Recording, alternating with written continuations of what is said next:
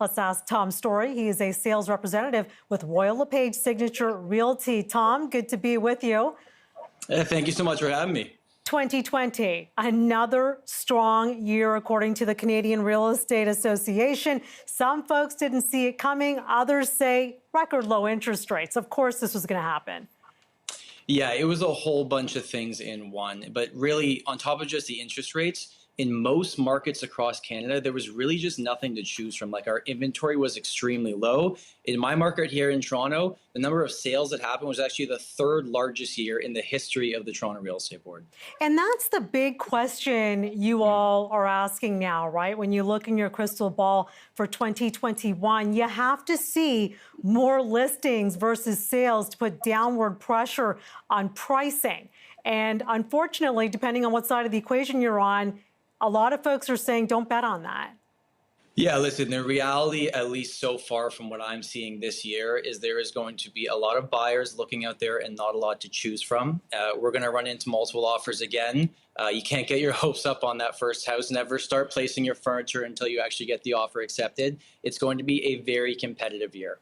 So what's going on here? We hear about folks losing their job. We know that consumers are very cautious, and understandably so, given COVID-19 and job insecurity, if you will.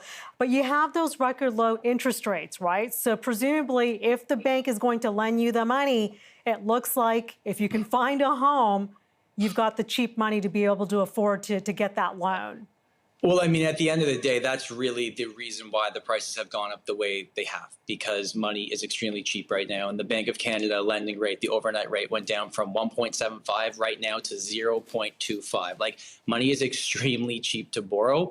And if we can learn anything from kind of the first day of emergency and lockdown that we had, when we slowly came out of that, the market went crazy because there was a ton of pent-up demand. It'll be interesting to see this time around if that happens again. But just right now, based on what's available out there and people sitting in their homes figuring out if they love their house or not, I think 2021 is going to continue to be a very busy year. All right, I want to pick up on that because work from home, certainly a big issue where you weren't even using one office.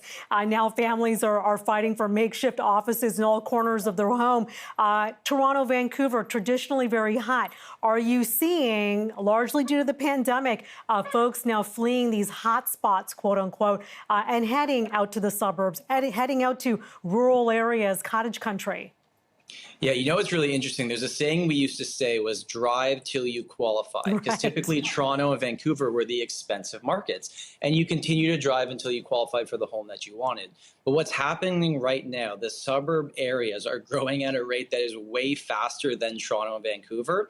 So the gap is getting smaller. So at some point, if they keep moving at this accelerated rate, people might actually start heading back to the cities. But at this moment, you're still getting more for your dollar. Okay, a lot to process there. I know Canadians like to talk about hockey and real estate, and now COVID-19. Tom Story is a sales representative at Royal LePage Signature Realty. Thank you for this.